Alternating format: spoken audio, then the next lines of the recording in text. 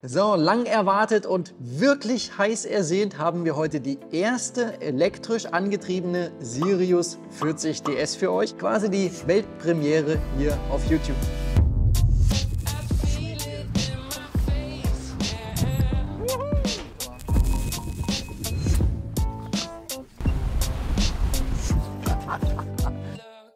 Das ist jetzt immerhin schon Video Nummer 6 unserer nicht mehr ganz so kleinen Sirius-Reihe hier auf YouTube. Und damit ist das auch der letzte Teil. Wir waren 3 Tage zu Besuch in Plön und Neustadt, haben auf einer 35 DS übernachtet und dann wurden wir äußerst ausführlich von Thorsten in seiner Werft umhergeführt, haben sehr viel über den Innenausbau gehört und auch natürlich gezeigt bekommen. Und wir haben die Produktion vom leeren Rumpf bis hin zur fertigen Sirius gesehen. Ihr wolltet das alles möglichst roh und ungeschnitten, also hautnah dabei sein quasi. Und das haben wir auch so gemacht. Und nun der krönende Abschluss, die erste elektrisch angetriebene Sirius 40 DS. Das ist die blaue, die in den Videos auch schon zu sehen war, die Mimi Electra. Die war während unseres Besuchs in Plön noch nicht ganz fertiggestellt. Das heißt, wir konnten sie noch im Bau besichtigen und haben dabei super spannende Gespräche mit Thorsten führen können. Das ist ja jetzt seit 50 Jahren die erste Sirius, die mit dem System ausgerüstet wurde oder überhaupt ohne Dieselmotor. Ne? Was sagst du persönlich dazu? Ich freue mich, dass wir das ja als Pilotprojekt sozusagen umsetzen konnten und für den Kunden umsetzen durften. Das ist ein Thema, was ja schon seit einiger Zeit in aller Munde ist und was sicherlich, also wir haben es schon vor 8 oder 9 Jahren das erste Mal projektiert für Kunden, insgesamt 7 Mal. Das ist das erste Mal, dass es zur Umsetzung kommt. Im Wesentlichen natürlich auch, weil es einen wirklich sehr schmalen Grad gibt, wo das für den Kunden sinnvoll ist. Wenn du sowieso für dich ein Schiff konzipiert hast, was allen technischen, elektronischen Komfort hat und damit aus meiner Sicht schon einen Teil des Sicherheitsdenkens und des Keep It Simples über Bord geworfen hast und akzeptierst, dass du ein Schiff hast, was vollgebraucht ist mit Elektronik, mit allen Pros und Cons, die dazugehört, dann ist der Schritt zum Elektroantrieb und zum elektrischen Kochen auch nicht mehr so groß und lässt sich auch rechtfertigen. Nun bauen wir überwiegend Blauwasserschiffe, dies ist auch für Blauwasser gebaut. Und da musst du dich natürlich immer fragen, kannst du es nicht auch mit Keep It Simple machen? Kannst du nicht mechanische Systeme oder einfache elektrische Systeme statt elektronische Systeme nutzen?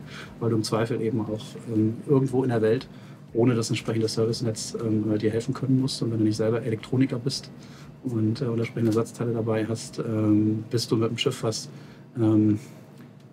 extrem vollgestopft ist mit Elektronik, kannst du dir sicher sein, dass es immer irgendwas gibt, was gerade nicht funktioniert oder irgendeine kleine Problematik hat. Und das muss man aushalten können. Oder muss die Systeme halt eben so auslegen, dass es dadurch nicht gefährlich wird. Wir hatten ja, als wir unseren Elektromotor eingebaut hatten, auf den Cayman Islands, da haben wir bei Electric Yacht das System quasi doppelt bestellt. Ersatzmotor, Ersatzsteuergerät, Ersatzdisplay, alles Ersatz. Ja. Weil wenn du mal einen Blitzschlag hast oder sowas und da geht was kaputt, musst du halt austauschen können. Ja.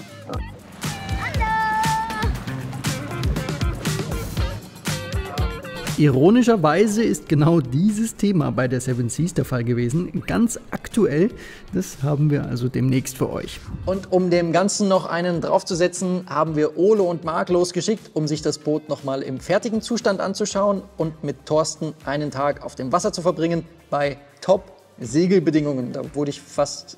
Nee, nicht nur fast, da wurde ich definitiv neidisch, als ich das gesehen habe. Und das gibt's heute, also wie immer super spannend und hier an der Stelle eine kleine Bitte an euch. Wenn euch oder dir in dem Fall dieser kostenlose Content, den wir hier auf YouTube veröffentlichen, speziell die doch recht aufwendigen Sirius-Videos, dann lass diesem Video hier bitte einen Daumen nach oben da, nimm dir die Zeit und vielleicht schreibst du ja auch einen Kommentar mit deinem Feedback, das bedeutet uns viel. Damit weiß nämlich dann YouTube, dass dieses Video noch anderen Segelbegeisterten ausgespielt werden kann. Für euch ist der Content hier ja absolut kostenlos, deswegen lieben wir ja alle YouTube. Für uns ist es das allerdings nicht. Die Reisen, die gingen auf unsere Kosten. Die Videos, die sind nicht gesponsert von Sirius, sondern durch unsere Mitgliedschaft, also von euch. Also wer noch mehr zurückgeben möchte, darf jetzt gerne Teil unserer Mitgliedschaft werden. Dann gibt es nämlich auch unseren Podcast, unseren exklusiven Podcast in unserer Mitgliedschaft zu sehen. Also gerne Mitglied werden, darüber freuen wir uns natürlich besonders. Das unterstützt unsere Produktion am meisten. Ansonsten liken und kommentieren, das hilft auch schon weiter. Danke an alle, die fix mitmachen. Und jetzt geht's los. Viel Spaß! Wir sind auch heute nicht nur zu dritt an Bord, sondern wir haben den Lukas mit dabei. Der ist der Leiter der technischen Entwicklungsabteilung bei Sirius. Und wir haben jemanden dabei, der nicht nur in der deutschen Seglerszene, sondern auch bei YouTube kein Unbekannter ist. Moin, ich bin Johannes. Ich bin 10 Jahre Yachtredakteur gewesen und ja, bin jetzt seit Januar bei Sirius Yachts. Habe selbst schon ein paar Langfahrten gemacht und da lag das irgendwie nahe, so an Blauwasserschiffen so arbeiten. Wer ihn kennt, weiß, der Mann ist vom Fach, und wer ihn noch nicht kennt, unbedingt mal seinen YouTube-Kanal Mavericks auschecken. Das lohnt sich. Ich finde, das ist hier so ein Paradebeispiel, wie gut so ein Flexi-Teak eigentlich aussehen kann. Ich finde es persönlich optisch halt mega ansprechend. Es kommt schon definitiv in die Richtung Tic-Tac, weil Tic-Tac sieht ja auch einfach schön aus, aber es ist halt nicht praktikabel meistens. Und wenn man bedenkt, wie viel länger das hier hält bei ähnlichen Neuanschaffungspreisen, ist das einfach echt eine geniale Option. Und heutzutage sollte eigentlich jeder zumindest mal einen Gedanken dran verschwendet haben, wenn er sich ein Tic-Tac drauflegt. Aber nicht vielleicht auch eine Alternative, jetzt egal ob Flexi-Teak oder Eco-Deck, da gibt es ja mittlerweile viele Hersteller. Zumindest mal dran denken, ob das vielleicht eine Alternative für einen wäre.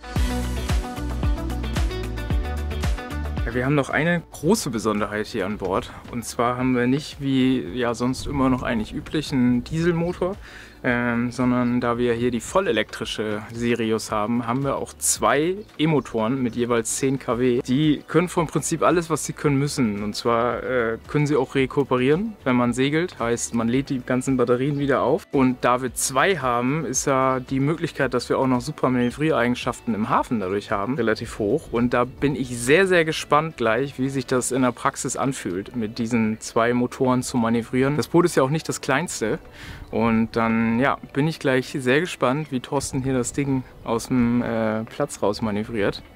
Und genau, dann unterwegs gehen wir noch ein bisschen mehr auf die Ocean Volt Motoren ein.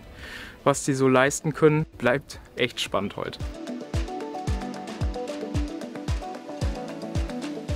Der Innenraum ist vom Layout weitestgehend identisch mit der 35er. Wir haben natürlich die große Kabine unter dem Salon mit den 3 charakteristischen Sichtfenstern im Rumpf. Den größten Unterschied macht für mich das Duschbad gegenüber der Eignerkabine, die geräumigere Bugkabine mit einem eigenen kleinen Bad mit Toilette und der riesige Stauraum mit Zugang vom Salon und vom Cockpit, den man bei Bedarf auch als Schlafplatz benutzen kann. An Stauraum soll es sowieso nicht mangeln, dank der ebenfalls sehr geräumigen Backbord-Bugs-Kiste. Schönes Raumgefühl. Ist ganz gut, ne? Ja, wir sind auf 40 Fuß, ne? Also es ist ja auch ein großes Schiff. Aber das ist schon echt toll. 2 Meter Stehhöhe. Die Küche an der Farbe ist geil. Respekt an den Eigner für die Farbwahl. Sehr riskant, aber ich finde es mega. Hier, Dominiks Lieblingssessel. Nimm doch mal Platz. Guck doch mal, ob es dein Lieblingssessel wird.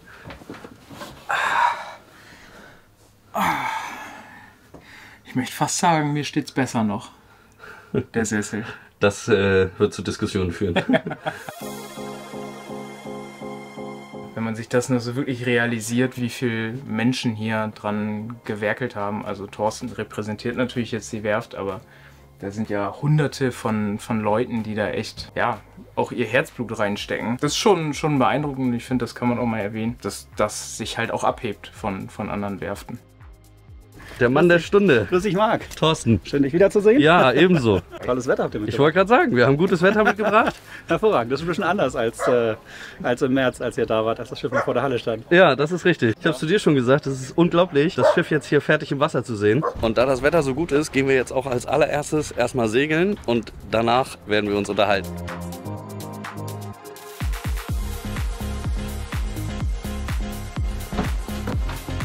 Na, freust dich? Oh, doll. Sehr, sehr doll. Ich glaube, das ist das massivste Schiebeloop, was ich je aufgemacht habe. Ja, das hat Hendrik auch schon gesagt. Und es läuft smooth. So, ich möchte jetzt einmal in meinem Leben den Adenauer an der Sirius hissen. Auf die Gefahr, dass es das letzte Mal ist, haben wir jetzt den Videobeweis. So, letztes Mal, als wir bei der Werftbesichtigung waren, haben wir sie ja noch im unfertigen Zustand gesehen. Aber wir haben ja jetzt hier, Achtung, genau, auch eine Elektroherdplatte. Und das ist auch ein Elektroofen, oder nicht? Ja. Also ist alles elektrisch. Kein Gas an Bord. Damit fing es eigentlich an. Die haben sich überlegt, eigentlich wäre es so schön, kein Gas an Bord zu haben, sondern elektrisch kochen zu können. Und dann wurden die Batterien immer größer und alles wurde immer größer. Und irgendwann dachten sie, wäre doch geil, wenn man auch mit der Batterie fahren könnte. Und so ist der Dieselmotor draußen geblieben. Was ist das denn? Und rückwärts. Ich höre... wie jetzt? Was, sind die wireless? Ja, kannst du in der Tasche haben, die Dinger. Das oder ist ja im abgefahren. Tisch oder wo auch immer. Da werden draußen auch noch feste montiert. Aber die sind jetzt erstmal lose. Da gibt's noch Ach, die sind nur, weil gerade keine anderen gibt. ja, ich glaube, 10 Stück davon an Bord oder so. So, das läuft ja jetzt ein bisschen anders als beim Dieselmotor, oder? Ja, genau, ein Elektroboot. Geräuschlos, aber eben auch ein paar mehr Schalter für die Elektrik. Wir müssen zunächst erstmal hier unten die beiden Antriebe, die Hauptschalter freischalten. Das sind eben im Prinzip auch Sicherheitsschalter. Wenn irgendwas mit den Antrieben ist, kann man da wirklich den Strom kappen zum Antriebsregler. Und dann gibt es hier unten nochmal eine kleine Schalterreihe. Das ist im Prinzip so eine Art Schlüsselschalter. Damit schaltet man jetzt erstmal, man hört es vielleicht im Hintergrund so ein bisschen, den Computer ein. Die Antriebe justieren sich einmal auf die Nulllage von den Verstellpropellern. Und dann kann man die Stufe 2 freischalten. Und mit der Stufe 2 ist man eben voll fahrfähig. Hier oben sieht man jetzt eben die beiden Displays zu den Antrieben, die mit angehen, wenn man das einschaltet, die halt den Batteriezustand einmal sagen und die abgegebene Leistung anzeigen. In dem Fall, wir liegen im Hafen, die Propeller stehen auf Fässer, also die haben sich in Strömungsrichtung neutral hingestellt. Wenn wir jetzt hier den Hebel mal ein bisschen auf den Tisch legen und ein bisschen Gas geben, dann stellt sich der Prop eben auf, in dem Fall vorwärts. Und relativ lautlos entsteht Schub. Wahnsinn. Das ist verrückt. Ist aber Ist weird, oder? geil. Das ist ja auch ein echt riesiger Ankerkasten, oder? Geht das rein, ja? Kannst du untervermieten? Kannst du untervermieten? Skipperkabine. Wie viel Ankerkette haben wir dran? 200 Meter. 200 Meter? Bot sich an, weil ist da hinten jetzt ein bisschen leichter geworden. Ne, wie war das? Schwerer, leichter? Jetzt haben wir, vorne musste Gewicht rein, ne? Also genau, vorne muss ein bisschen Gewicht rein. Bisher sind wir hinten relativ schwer, vor allem mit Geräteträger. Und jetzt der ganzen Ausrüstung, und bevor wir vorne Blei reinkippen müssen, 100 Kilo, haben wir gesagt, machen wir die Ankerkette länger. Wiegt ja auch ordentlich, ne? Ja. Heftig, 200 Meter. Und Edelstahl, ne? Ja, poliert. Ja. Während wir hier in Vorbereitung sind, kannst du vielleicht noch mal eben was zu diesen wunderschönen Segeln sagen? Das Besondere an den Segeln ist nicht nur, dass sie einen schwarzen UV-Schutzstreifen und ein schwarzes Maindrop haben, sondern es sind Segel von Elfström aus 95% recyceltem Material. Cool. Also PE, ehemalige PE-Flaschen sozusagen. Und ich fahre das auf meinem eigenen Schiff auch. Es ist ein absolut cooles Material und echt eine Wahnsinns-Performance. Das heißt, auch hier der Umweltgedanke wird konsequent fortgeführt. Das ist schon echt cool. Da, wo es möglich ist, auf jeden Fall, wobei wir die Segel tatsächlich auf fast allen Sirius-Yachten heutzutage drauf haben, weil es einfach ein klasse Segelmaterial von der Performance ist und es ist erstaunlich günstig auch. Ja. Aber es macht wirklich Spaß, auch für jemanden, der sonst Regatten segelt. Ist ein tolles Material. Ein ganz besonderes Buchstrahlruder hier auch an Bord. Das ist ein Außenringläufer. Das heißt, er hat keine Narbe in der Mitte, sondern er hat 3 Flügel, die von außen kommen und wird durch einen Magnetantrieb angetrieben. Dadurch kann ich es halt eben stufenlos entsprechend steuern. Aber der besondere Ausschlag hier war, es läuft auch auf 48 Volt. Das ist in dieser Branche gar nicht so einfach, 48 Volt Komponenten für diese Art Boot zu bekommen. Da haben wir hier ein bisschen knoten müssen an vielen Stellen im Schiff. Gut. Dann kann es losgehen.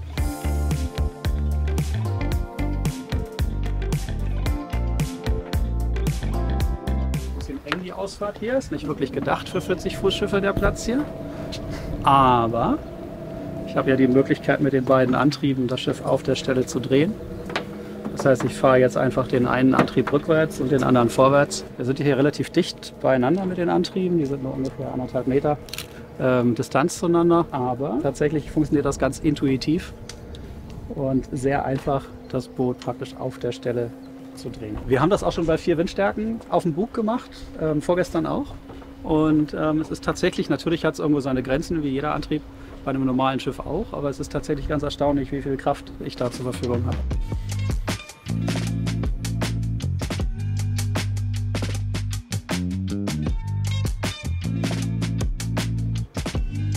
Schon echt unglaublich, wie manövrierfähig du bist. Üblicherweise haben wir natürlich durch den Motor, wenn es ein Dieselmotor ist, der hier vorne eingebaut ist, einen recht geringen Abstand zum Ruderblatt und haben dadurch eine sehr starke Ruderwirkung, wie wir das auf der 35 schon gesehen haben. Das haben wir hier nicht, weil praktisch die beiden Antriebe ja praktisch außen den Strom, den Propellerstrom an dem Ruderblatt vorbeiführen.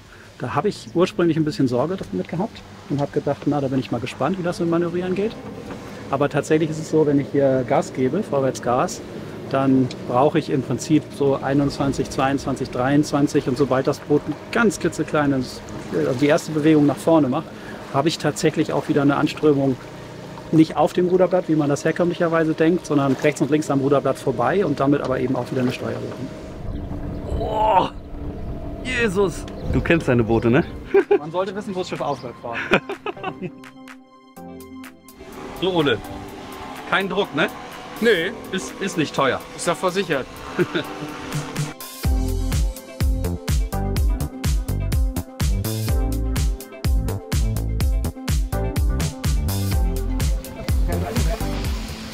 Tschüss. Ole, du hast dir hier schon Chefsessel ausgesucht, ne? Naja, klar. Also, man muss so einen Tag ja auch mal genießen. Ich meine, wir haben Montag. Muss man ja auch mal entsprechend was machen. Was natürlich ein bisschen entfällt jetzt, ist dieser Moment so, oh, der Motor ist endlich aus. Haha, nee, der entfällt nicht. Ne? Nein, in dem Moment, wo die Segel oben sind, da machst du so, dann ist der Motor aus. Das Gefühl bleibt dasselbe. Okay.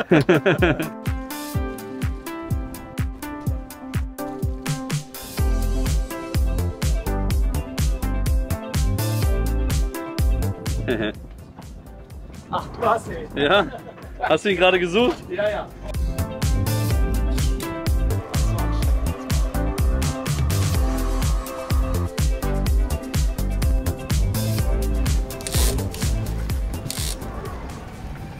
So, jetzt haben wir auch ein bisschen Spannung im Segel. Jawohl. Jetzt nehmen wir noch die Selbstvernefock raus. Und weißt du, was ich schon mal mache? Endlich ist der Motor aus. Genau. Oh Gott, das geht ja gleich los. Geil.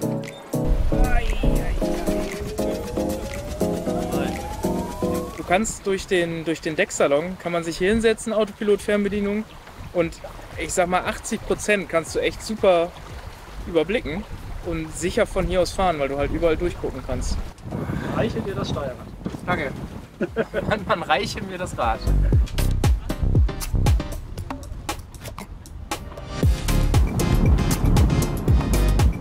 Na, wie begeistert sind wir? Das ist schon schwer zu toppen.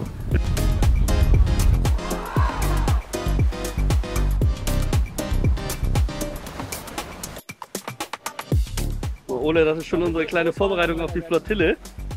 Ne? Gewinn. 2 Boote ist eine Regatta.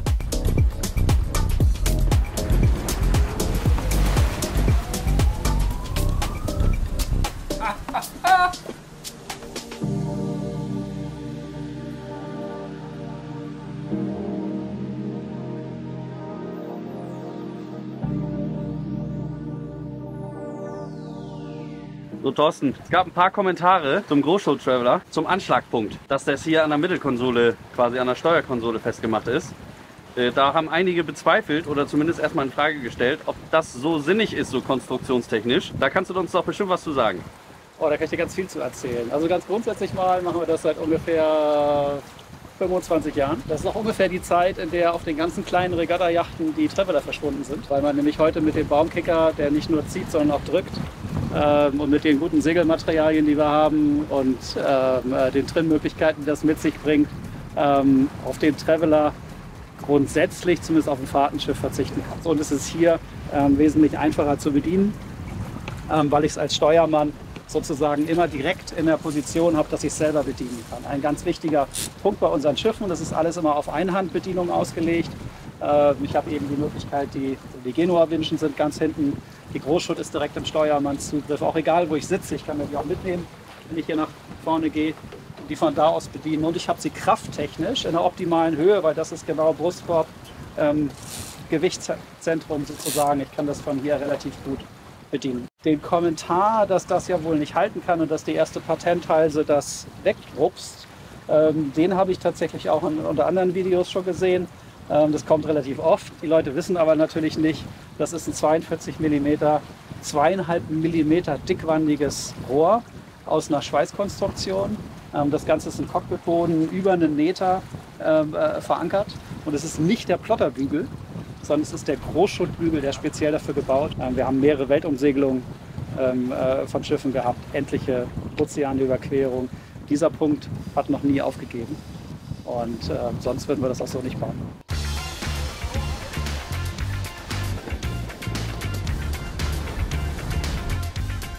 Für die Wind- und Wetterbedingungen sehr entspannt. Das Boot hat so einen perfekten Mittelweg zwischen Trägheit und doch irgendwie Performance. Also man merkt beim Trimmen, dass es was auch bringt. So, bei manchen Schiffen kann man sich ja dumm und dämlich trimmen und es passiert gar nichts. Hier macht es schon einen Unterschied. Das macht schon Spaß. Also man kann, wenn man will, ein bisschen agiler segeln. Ja, wir sind jetzt unterwegs. Wir haben ganz gut Speed drauf und wir können jetzt einmal die Rekuperation dazu schalten. Dazu muss man auf den Displays die Taste für 5 Sekunden gedrückt halten. Und dann schaltet er die zu. So, Antrieb 1 läuft, Antrieb 2. Jetzt pendelt er sich kurz ein und wir haben mit einem Antrieb 450 Watt, mit dem anderen 530 Watt, wo man auf jeden Fall seinen Tagesverbrauch, was Navigation, Autopilot, Kühlschrank und so angeht, wieder reinholt.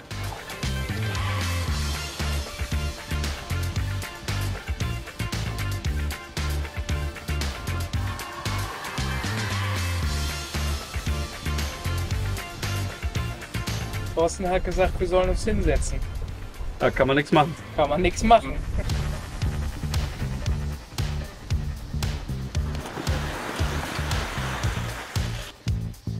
Vorteil beim Elektroantrieb ist noch, man muss den Motor gar nicht starten, sondern er läuft immer.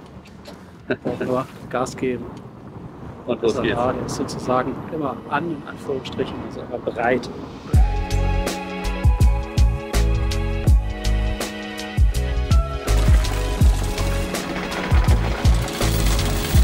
Für die Mittagspause hat sich Thorsten noch ein Schmankerl überlegt. Wir lassen nämlich vor der Küste den Anker fallen und es gibt noch ein spannendes Manöver zu sehen. Ey, das ist doch verrückt, oder? Mal mit einer Sirius im Päckchen mit einer Sirius liegen.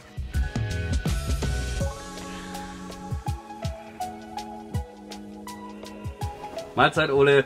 Mahlzeit. Während wir uns das hier mal gemütlich machen, springen wir noch mal kurz zurück zur Werftbesichtigung. Da konnten wir beim Blick in den damals noch unfertigen Technikraum schon sehen, das wird ein Elektrospektakel. Und jetzt im fertigen Zustand sieht man, der Technikraum ist wirklich randvoll, aber sehr organisiert. Die Batteriebank liegt gut platziert unter dem Salonboden und liefert 17,5 Kilowattstunden bei 48 Volt. Damit ist die Batterieleistung für das Boot eher am unteren Limit ausgelegt. Reichweite sind je nach Wind, Strömung und natürlich Geschwindigkeit zwischen 10 und 30 Meilen. Es gibt allerdings an Bord einen 11 kW Dieselgenerator als Range Extender. Solar ist anders als bei der Vorstudie, die hier zu sehen ist, nicht verbaut worden, denn die Einbindung in das 48 Volt Netz ist sehr komplex und dafür der Ertrag im Vergleich zum Generator einfach zu gering. Der Clou bei diesem System ist aber, dass nicht nur die Motoren über das 48 Volt System gespeist werden, sondern eben auch alle anderen großen Verbraucher. Das ist tatsächlich eine Besonderheit bei uns, dass wir die 48 Volt Batteriebank so integriert haben ins System. Alle Großverbraucher, das zieht sich durch, natürlich klar, der Inverter, der Antrieb sind auf 48 Volt, aber auch die Ankerwinde ist ein Umbaukit gewesen auf 48 Volt. Das Bugstrahlruder nutzt diese Batteriebank mit, hat also keine extra Batteriebank vorne, spart wieder 100 Kilo tatsächlich vorne im Bug. Watermaker. Genau, der Watermaker ist mit drauf, die Klimaanlage, die Rollrefanlage ist auf 48 Volt gekommen, die Dachwinde, auch wenn es ein Prototypengerät ist, läuft auf 48 Volt. So dass tatsächlich der größte Verbraucher, den wir hier haben, der nicht auf 48 Volt läuft, ist die Toilette. Die hängt an einer 24 Volt Batterie. Die ist tatsächlich mit AGM-Technologie, die als Pufferbatteriebank eben dient. Sollte irgendwas sein mit dem Batteriesystem, mit der Elektronik, dann haben wir diese 24 Volt Batteriebank noch. Darüber läuft auch die Navigation, das Funkgerät, der Autopilot, sprich das bringt auch nochmal diese Sicherheit mit rein, dass wenn irgendwas mit der großen Batterie ist, man da reparieren muss, schauen muss. Man hat auf jeden Fall noch seine Kommunikationsmittel, seine Navigationsmittel und kann hoffentlich Hilfe besorgen. So, nochmal zum Mitschreiben. Wir haben das 48 Volt Hauptnetz mit der Lithium-Batteriebank und darüber laufen die Motoren und auch die meisten großen Verbraucher, wie zum Beispiel der Elektroherd, die Klimaanlage und die elektrische Winch. Von da aus geht es durch redundant ausgelegte Wandler auf 24 Volt. Hier kommt dann die AGM-Batteriebank ins Spiel, die quasi dauerhaft geladen wird und nur falls die 48 Volt Batterie ausfällt, versorgt die AGM-Batterie das 24 bzw. die 12 Volt Netze. Die 12 Volt Netze werden jeweils über Wandler aus der 24 Volt Batterie versorgt und sind natürlich redundant ausgelegt. Damit haben wir auf diesem Schiff sage und schreibe 6 Konverter und 3 verschiedene Gleichspannungsebenen. Ach ja, und die ganz normalen 230 Volt gibt es natürlich auch, entweder oldschool über den Landstromanschluss oder für unterwegs über den 8000 Watt Inverter. Wie ist denn das auf Langfahrt, wenn alles 48 Volt ist?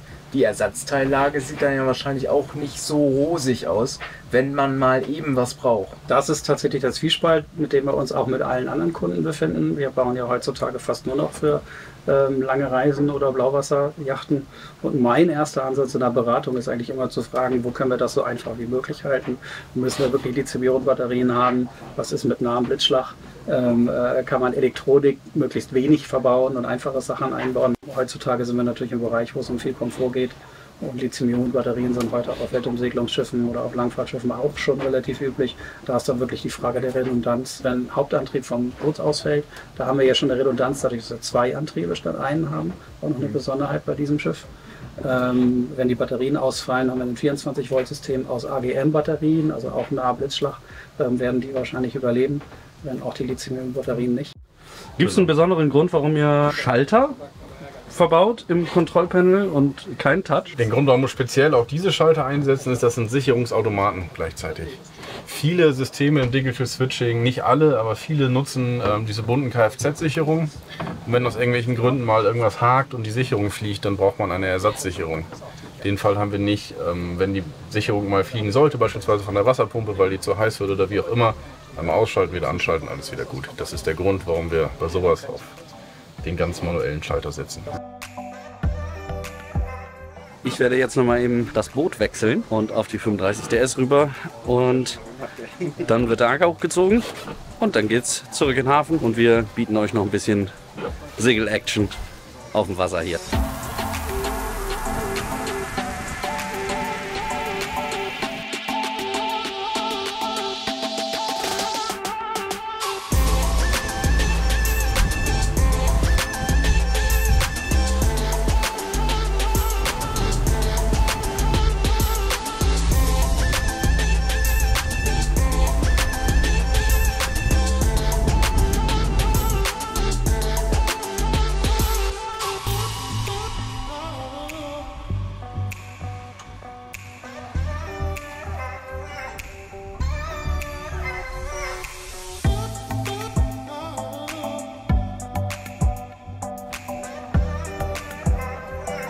Zurück an Land. Wie war bei dir? Ja, ein Träumchen. Ja? War wunderbar. Sah Ja, auch noch gut richtig aus. schön Wind und eine kleine Welle zum Schluss gekriegt und hat richtig Spaß gemacht. Thorsten, hättest du besser nicht bestellen können. Ja, haben wir ein paar Anläufe genommen, aber tatsächlich vom Wetter her natürlich absolut traumhaft. Ja. Aber auch nette Crew. Ja, Thorsten, vielen Dank.